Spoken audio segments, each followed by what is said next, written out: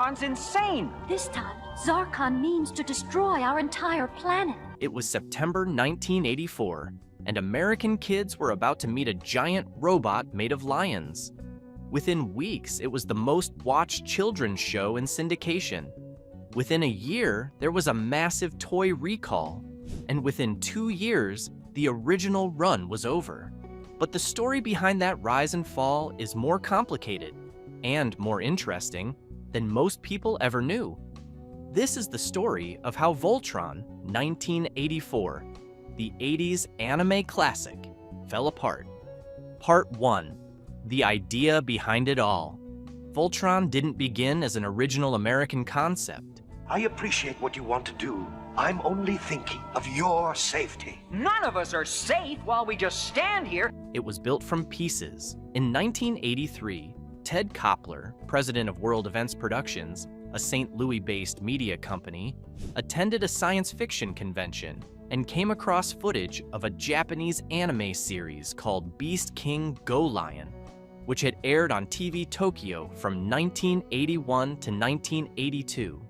What he saw was a giant combining robot made of 5 individual mechanical lions, each one a different color, each one piloted by a different character, that could merge into a single massive defender. Koppler recognized something immediately. This was the kind of spectacle that American children had never seen on their Saturday morning or after-school television, and the timing couldn't have been better. Japanese animation had been creeping into the American market for years. Oh, I'm so scared, but I must show them I can do it. But the pipeline was inconsistent, and the content was often too culturally specific to adapt easily. The mecha genre, giant robots, combining machines, space battles, was enormous in Japan, but had barely registered in the United States outside of niche audiences. Koppler understood that if he could bridge that gap cleanly, he might have something genuinely new on his hands. He partnered with his colleague, Peter Keefe, and together they began negotiating with Toei Animation for the rights to Go Lion's footage. But there was a fundamental problem. They had no means of translating the Japanese series. They couldn't read the scripts. They didn't have translators capable of rendering the dialogue in real time. What they could do, and what they did, was watch the footage carefully, infer the plots by context and visual storytelling. This is Auntie's handwriting. I'm sure of it. Oh, Coran, it's true. I'm going to see Aunt Orla again. And then hire writer Jameson Brewer to compose entirely original English dialogue. Brewer, who had worked in animation as far back as the Disney film Fantasia in 1940, spent weeks building a new narrative scaffolding around footage whose original language he couldn't access directly. The result required significant editing. Go Lion, the Japanese original, was a dark series by children's television standards. Dark for any era of television, really. It was set in a post-apocalyptic 1999, in which Earth had been devastated by nuclear war. The 5 pilots were survivors, essentially slaves who had escaped the Galra Empire and made their way to the planet Altea. Characters bled. Characters died. One of the lead pilots, Shirogane, who would become Sven in the American version, Then, disguised as Queen Orla, I can enter the castle and work my evil. was killed early in the series. His head caved in during a battle. Villains committed atrocities with visual specificity. Enslaved women appeared in harem sequences. The material was, in Koppler's own words, simply not going to work for kids. Beheadings were not going to work, he said. So the editing team removed or altered every death scene. In the American version, Sven didn't die. He was injured and sent to a hospital planet, kept alive in the storyline through the simple expedient of having his dialogue spoken without any visible mouth movement, as though the footage had been creatively spliced. Characters who were executed on screen in Go Lion were simply declared to be unconscious or off on another mission. She all right? Yes, she's just unconscious. No sign of her carriage. Some dirty, no good. A character named Twyla, who committed suicide in the Japanese original by jumping from a mountain, was transformed in the American version into someone who had simply fallen ill and been carried away. The editing choices were sometimes genuinely absurd when you know what to look for. But for children watching in 1984 with no access to the Japanese original, none of it was visible. The show worked as an adventure story, and the darker undertones that survived the editing process, the siege of Planet Eris, the desperate odds facing the team, the genuine sense of threat, gave it an edge that lighter cartoons of the era lacked. Entire scenes were restructured. The audio was remixed into stereo. A brand new music score was commissioned and produced in Los Angeles. What awful thing have you done to my aunt? She's safe enough, but let the blue cat go! The show received new title sequences and a new name. Copler's company reportedly initially considered calling it Klystron, the name of a piece of television engineering equipment. And the name Voltron was reportedly born from Copler accidentally mixing up Klystron with another candidate, Voltar. However the name arrived, it stuck immediately and with purpose. The word had weight, it suggested voltage and power, and it sounded unlike any cartoon name American children had heard before. There was also a commercial infrastructure being built alongside the creative one. The 65-episode threshold was the key number for American television syndication. A show needed at least 65 episodes to air 5 days a week across a full 13-week quarter without running out of material. Horrible mice! Ugh. Get them away! Auntie! You frightened her. Go Lion had 52 episodes, which was the standard Japanese season length. To reach 65, World Events Productions combined Go Lion with footage from a completely unrelated Japanese series, Armored Fleet Der Rugger 15th, which featured a different combining robot made of 15 vehicles rather than 5 lions. The combined package, marketed as a single continuous show called Voltron, Defender of the Universe, gave them 104 episodes to work with, well above the syndication threshold. Other American companies were doing the same thing with Japanese animation in the same years. Harmony Gold's Robotech combined 3 unrelated Japanese mecha series into a single narrative continuity, premiering in 1985. You're just little fish in my net! There's no end to her deadly tricks. Nothing can cope with my madness! But Voltron was the first out of the gate, and in the lion-based version, the one that found the deepest connection with its audience. The toy line was integral to the plan from the beginning. Matchbox licensed the existing Bondi toys from the Go Lion and Der Rugger 15 product lines, modified the molds to meet American toy safety regulations, and launched the Voltron range alongside the show. The show would drive toy sales. Toy sales would sustain the show. Both together would build the brand. Part 2, the show that hit. Voltron, Defender of the Universe premiered in syndication on September 10, 1984, 1 week before Transformers debuted on American television. In its first year, it became the top-rated syndicated children's show in the country. If you leave us, you take away Voltron. But Pidge's planet's in big trouble. Reaching approximately 65% of American households through its syndication distribution network. It held that position in 1985 as well. The production costs for the entire project, the licensing, the editing, the new music, the English dubbing, the rewriting, approached $20 million, a significant gamble for a company of World Events Productions' size. But Copler's bet paid off. The show was not just popular, it was a cultural phenomenon in a way that very few animated series of the era managed. It generated the kind of daily appointment viewing, 5 days a week, syndicated across local stations, that made it a constant presence in the lives of children in a way that a once-a-week Saturday morning show could not replicate. The reason was the lions. Metal, all soft and mushy. Beneath that hard shell, there beats a heart. In the mid-1980s, American children's television was dominated by fantasy settings, brand mascots, and comedic animals. Masters of the Universe had its swords and sorcery. Care Bears had their pastel stomachs. G.I. Joe had its military action. What Voltron had was something that none of those shows could offer: the visual grammar of space opera, the weight of consequence, and a climax in every episode that was genuinely spectacular. 5 enormous mechanical lions converging in the sky and assembling into a robot the size of a small moon, sword in hand. The 5 lions and their pilots hit every note that made combining robot stories work. Keith piloted the Black Lion, calm, principled, the natural leader. Lance flew the Red Lion, quick-tempered and brave, the natural antagonist within the team. Launch the attack and make this a great day for Planet Doom. Pidge had the Green Lion, smaller, younger, technically brilliant.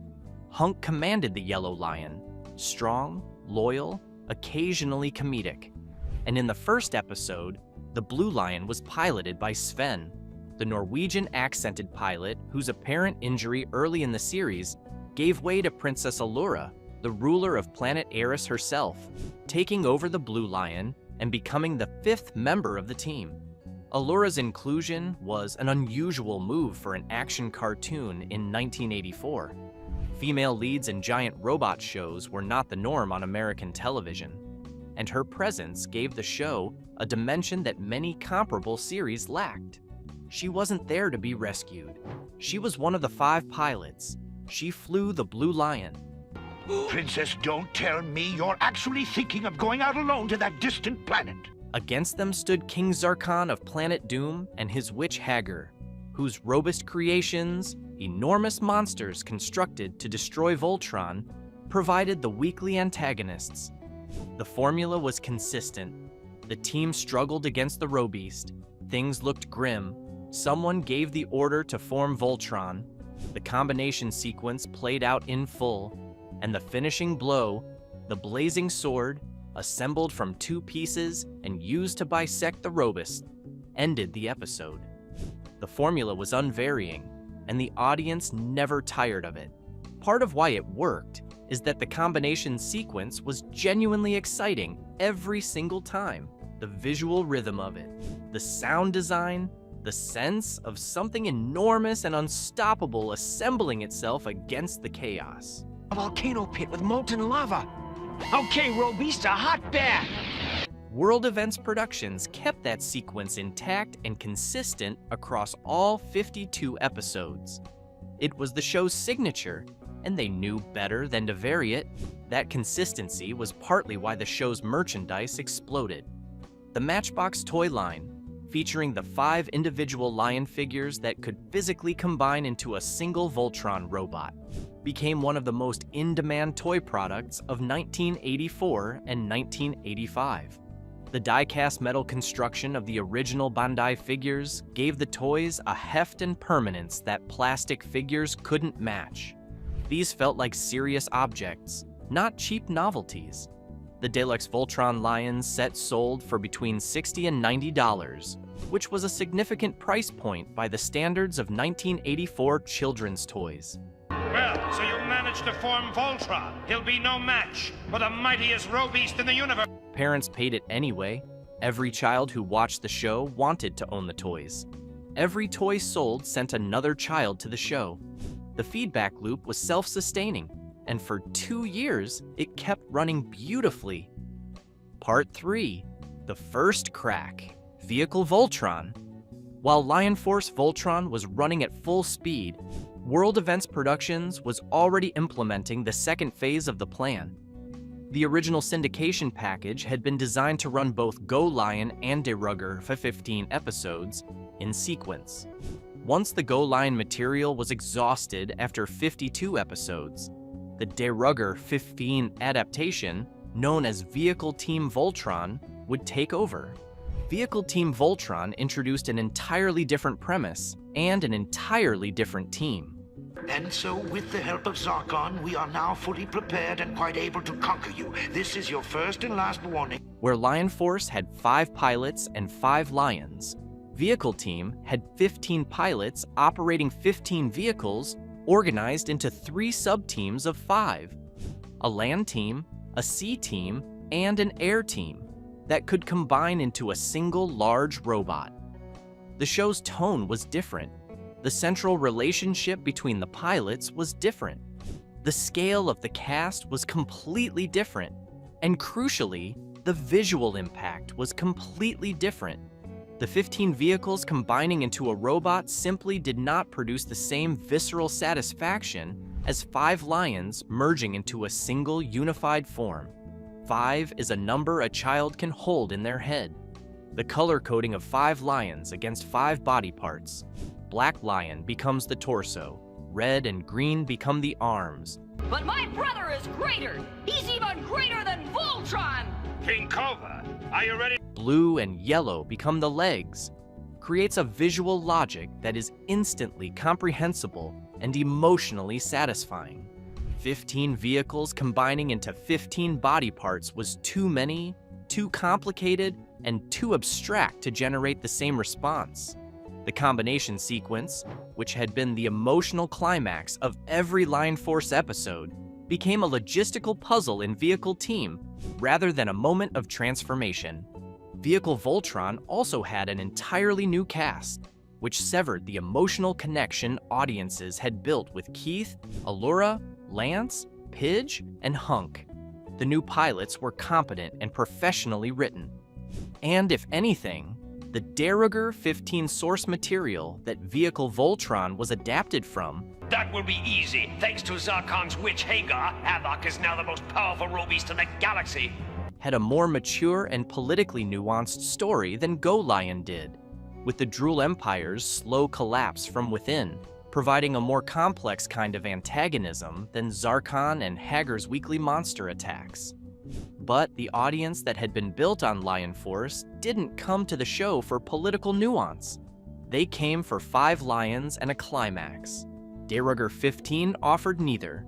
The show had spent its first 52 episodes building investment in a specific team of characters in a specific world facing specific enemies. Then it had asked the audience to transfer that investment to a completely different team in a completely different setting. Most of the audience didn't make the transfer. The ratings reflected this immediately. Vehicle Team Voltron performed noticeably below its predecessor. I didn't think anybody could make an attack ship that big. They said they were going to attack my planet. World Events Productions had been planning, at this stage, to adapt a 3rd Japanese series, Lightspeed Electroid Albigus, and turn it into a 3rd version of Voltron, known as Gladiator Voltron. That plan was abandoned when Vehicle Voltron's performance made clear that the audience was not interested in continuing iterations. The planned Voltron trilogy never reached its 3rd chapter, and Albigus was released only as a toy under the Gladiator Voltron name without any accompanying television series. Instead, World Events Productions went back to Toei Animation and commissioned 20 entirely new episodes of Lion Force Voltron. New animation produced specifically for the American market, continuing the story of Keith, Allura, and Zarkon. Those 20 episodes aired in the fall of 1985 and performed significantly better than the Vehicle Team material. Wonders, and all will go smoothly according to our plan, if Prince Lotor will do his part. Confirming exactly what the ratings had been saying. The audience wanted their lions back. Part 4. The Toy Recall. While the new Lion Force episodes were being produced and the brand was attempting to stabilize, a crisis struck the merchandise side of the franchise that did lasting damage to the commercial infrastructure World Events Productions had built. In November 1986, the Consumer Product Safety Commission issued an official warning about the Voltron Lion toys distributed by Matchbox Toys of Moonichi, New Jersey, and manufactured in Taiwan for Bandai. The paint on the metal parts of both the deluxe Voltron Lions and the miniature Voltron Lions had been found to contain lead at levels that exceeded what was legally permissible under federal standards. Voltron, now take your robeast and go to planet Polax. The CPSC announced the recall of approximately 203,000 complete deluxe sets, 424,000 individual deluxe pieces, and 866,000 miniature Voltron lions, approximately 1.5 million toys in total, making it one of the largest toy recalls the Commission had issued up to that point. The CPSC chairman, Terrence Scanlon, stated at a safety convention in Louisville that young children were especially vulnerable to lead poisoning because they absorbed and retained a larger proportion of lead than adults, and that the risk was specific to ingestion of the paint. The deluxe Voltron Lion set had been retailing for approximately $60 to $90. So what you're saying is, if the people from planet Eris fight against the people from planet Pollux, they're really fighting against their own relative. A significant price point for a children's toy in 1986, and the miniature version had sold for $12 to $15. Toys bearing a silver label reading Made in Taiwan were subject to the recall. The Japanese manufactured versions were not affected. The recall ended World Events Productions' partnership with both Matchbox and Bandai as the franchise's primary toy manufacturers. The scale of the recall, coming at precisely the moment when the show's ratings had already taken a significant hit from the vehicle Voltron debacle, delivered a compounded blow to the commercial ecosystem that had sustained Voltron's first wave of success. Panache Place took over toy production after the recall, but the momentum and brand energy of 1984 and 1985 Biz too! Lotor promised me after Avok gets rid of Voltron, I can have my own castle! could not be fully recovered. The Voltron Fleet of Doom television special aired on September 10, 1986, the same day as the show's second anniversary, bringing the Lion Force and vehicle team together in a crossover story for the first time. It was produced with new animation from Toei and served as both a celebration of the franchise's original run and, in retrospect, a kind of farewell to its first era. Part 5: Attempts to Revive and Why They Struggled. The original Voltron run ended with its 124 episodes and the Fleet of Doom special.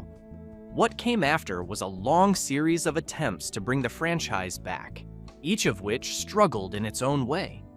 The first revival came in 1998 with Voltron, The Third Dimension, an entirely computer-generated animated series that picked up the story 5 years after the original. Conquer the planet Eris, we'll be able to get rid of Zarkon as well. I will rule Pollux and Eris.